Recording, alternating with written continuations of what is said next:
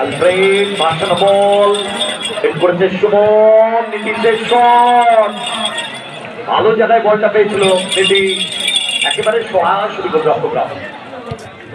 রাহুলের উদ্দেশ্য রাকেশ হিট করেছে রাকেশ, সেটা থেকে অমিত বাদল, সঞ্জু সঞ্জু বল্লভুলের লড়াই অমিত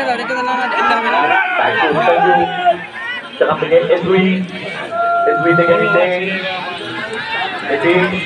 বাড়ি দিয়েছে বল অ্যালফ্রেডকে, আক্রমণে কারিগর করা মুশকিল ডান সমিতি অ্যালফ্রেড ভাসানো বল